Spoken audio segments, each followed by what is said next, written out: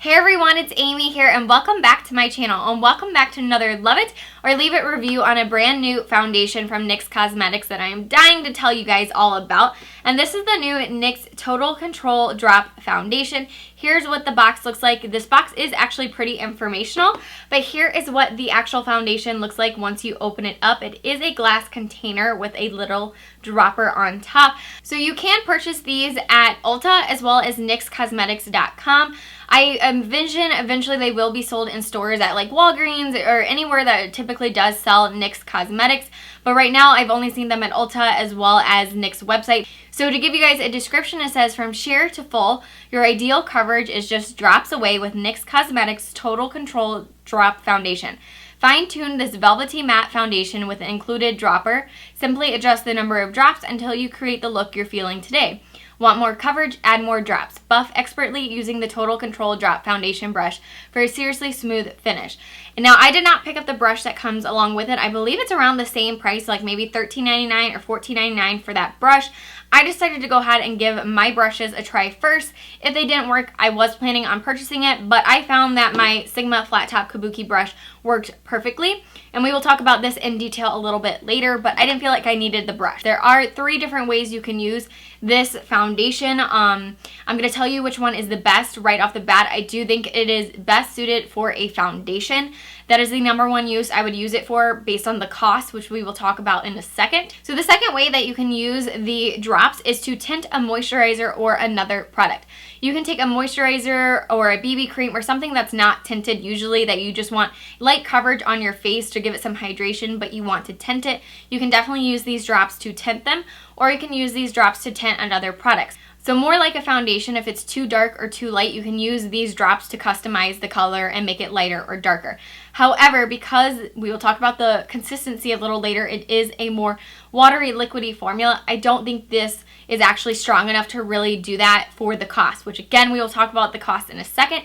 But based on the cost and the consistency, I actually don't think these are worthwhile to use them to just tint a moisturizer or to change the color of other products. I think you're better off just getting the Cover FX custom drops, and those are much more saturated and much more concentrated, and you have to use less product than you would if you had used this. So I think you are better off using the Cover FX products for that purpose. So then the third and last way you could use these drops is to increase the coverage of another foundation. So you could take more of a sheer to light coverage foundation, add some drops, and hypothetically make them a higher coverage foundation. However, again, because this is a much more liquidy formula, I actually think you have to use a ton of drops to actually increase the coverage of another foundation, whereas you may only need 1 to 2 drops from the Cover FX drops to then change the coverage. So if you're going to use it for purpose 2 and 3, which was to tint some kind of product or to enhance the coverage of another product, I think you're totally better off not spending your money on this and going with the Cover FX custom drops. So let's go ahead and talk about the cost of this foundation, because I think that's actually the biggest flaw and con about this is the cost value of the product. So to give you guys a little reference, there are a total of 15 shades in the collection. I'm in the shade light. I actually think there are a lot of different shade ranges for everyone, from really fair to really dark. So I think that's really excellent about this product. But as far as the cost goes, it does retail for $13.99 and you only get 0.43 ounces. Because I know at first you were probably like me going, ooh, $13.99 for a drugstore foundation that could be full coverage. This is awesome. I will preface that by saying I do find that NYX products in general are on the higher end of drugstore products. There are definitely cheaper foundations than $13.99. So I always consider like NYX like the high end of drugstore products, if that makes sense. Just to give you guys a heads up, I would say I use about 12 drops on average for my entire face to get the maximum coverage I can out of this foundation, which we will talk about in a second. So that being said, this foundation was filled to right here when I got it. I have used this foundation nonstop for 7 days. So let's just say 7 good uses. It's probably about 9 because there were some nights I was playing around with it versus like the 7 full days I wore it. So it's probably 9 uses, but let's just say 7 to be safe. I am actually down now to right here. I am almost at this point a quarter of the way done with this, and I've only used this about 7 times. So this is going to go really quickly. Like I said, I had to use about 12 drops for my entire face to get the coverage I could get out of this foundation. So because of that, it's really not that good of a value. You're actually using more product than you typically would with just a standard foundation that's medium or full coverage. Plus the fact that if I actually took to these, I'm still only around 0.8 fluid ounces. I'm still not to a full standard size of foundation, which is 1 fluid ounces. So it's actually going to take 3 of these to get to that point. You'll actually be at, let's see, 1.29 fluid ounces after 3 of these bottles. 3 of these bottles is going to retail you for $41.97. So let's just say around 38-ish. We'll take off a little bit of money because we were at 1.29 versus 1 fluid ounce. So to get you comparable to a standard size foundation, you're going to use 3 of these and it's going to cost you about $38. That is almost the same price as some high-end foundations. I will talk about these a little later, but to give you guys a reference, Urban Decay Naked Skin Foundation, $40. Josie Maran Vibrancy Argan Oil Foundation, $45. Like, I'd say the high-end foundations are around $40 to $45 on average. So this is basically going to cost you about the same thing. So the only reason why it seems so cheap is because it is a smaller size. So I just wanted to throw that out there because it is deceiving. Really, this is the cost of a high-end product, but I don't think it's the quality. So now that we've talked about the cost, which is like the biggest con of this product, let's go ahead and start talking about the consistency and the formula, how it applies in the demo. So first we're going to talk about the consistency because I want you guys to be able to understand what it feels like. It is very, very watery. So let me show you. It's really watery, like it's literally, it'll just run down your arm if I let it. And although it's not a water-based foundation, water is the first ingredient, but there is a lot of dimethicone and silicone ingredients in here. So it's not a purely water-based foundation, but it is very, very watery and liquidy. So the 2 foundations that it reminds me of are the Makeup Forever Water Blend Foundation and the Tarte Rainforest of the Sea Foundation. The Makeup Forever Water Blend Foundation is extremely, extremely watery. I mean, it literally just feels like tinted water on your skin. It's extremely sheer. I love it. It was one of my favorite foundations from the summer, but it literally just feels like water on your skin. Then we have the Tarte Rainforest of the Sea Foundation, which is a water-based foundation, but not quite as watery as the Makeup Forever. But I find that the NYX Total Drop Foundation falls kind of somewhere in between those two. So I just wanted to give you guys a reference, if you're familiar with those 2 foundations, how it's going to feel and how it's going to feel on the skin. So now let's go ahead and talk about the coverage of this foundation, because I don't necessarily agree with NYX's claims. It does claim on the box and on the website that you can either use 2+ drops for light coverage, 3+ drops for medium, or 4+ drops for full coverage. So like I said, about 12 drops for my entire face. I find that I use like 4 on this side, 4 on this side, and then 4 for like the middle section to get around 12 to 15 drops to get my maximum coverage. But even when I'm doing that, I'm only getting medium coverage foundation. Now it is buildable in tiny little areas, like I can build it up a little bit more on my chin where I needed more help, but I found that even with 5 drops on each side, I was never getting the full coverage, and you'll be able to see that in the demo. I do gradually build it up on one side, showing you light coverage, medium coverage, and full coverage according to them. That way you can see what it looks like side by side, but you'll still see, like you could still see like my freckles.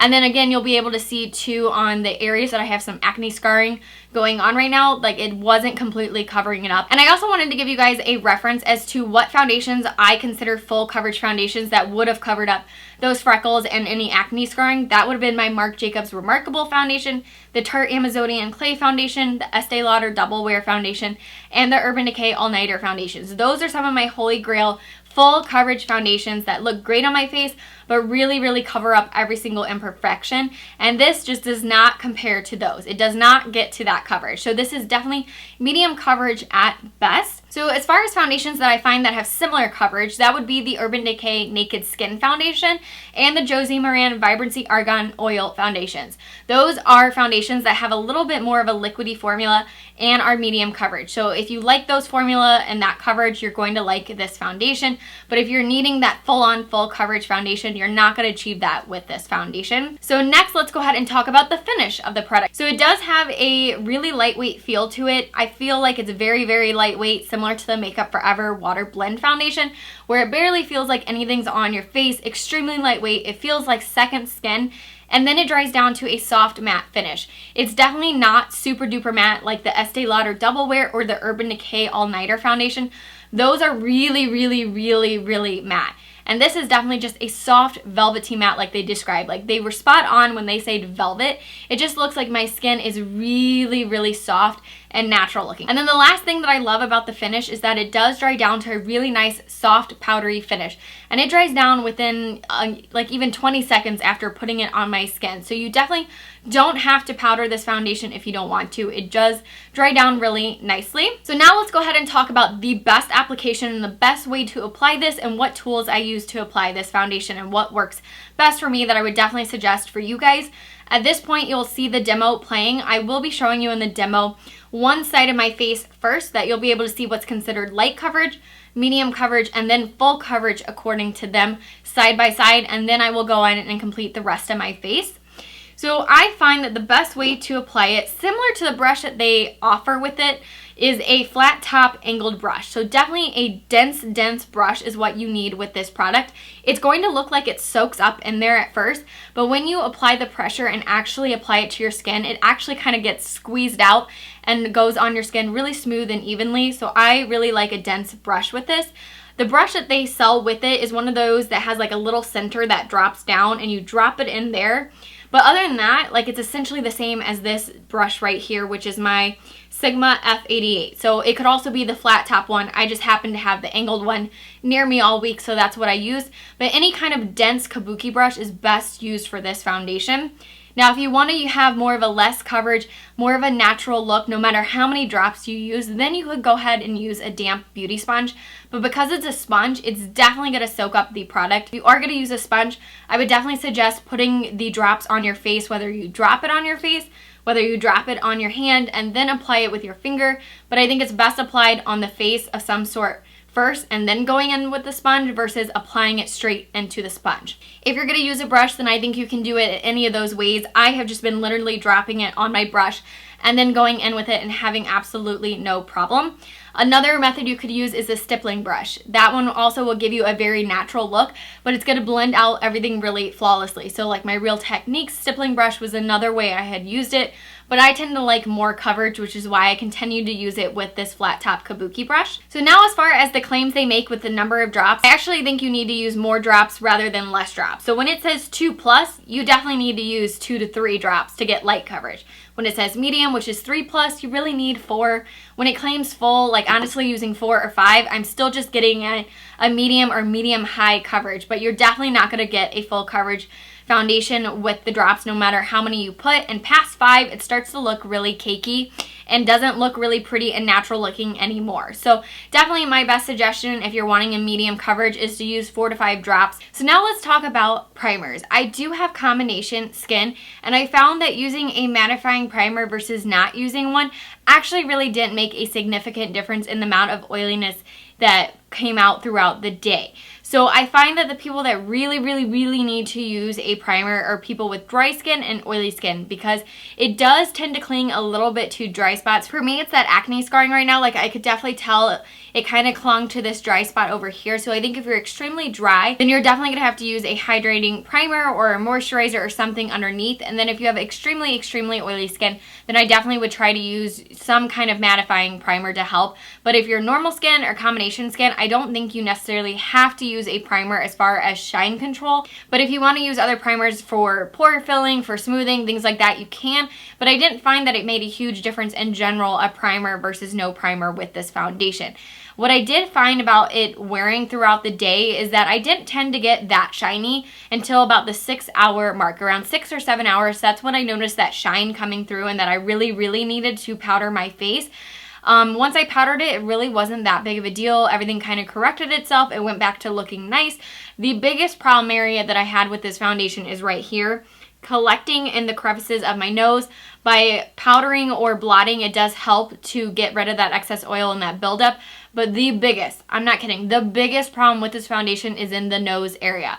I am a chronic toucher of my nose. I'm always sniffling, I'm always touching it and doing that. So my foundations tend to rub off a little bit throughout the day no matter what. But with my typical foundations, they just wear off a little, but it's nothing too significant. With this one, it full on comes off the nose by around 6 or 7 hours. And it's definitely not a long wearing foundation in general. I find that this one has a good 6-hour wear time before it starts to look bad and you need touch-ups. Definitely not a long wear foundation, but typically around a 6-hour mark, I still have foundation on my nose. This one, it's completely gone. It completely wears off Powder is really not going to help because you can powder it, but if you keep touching, it's just going to be wiped off again.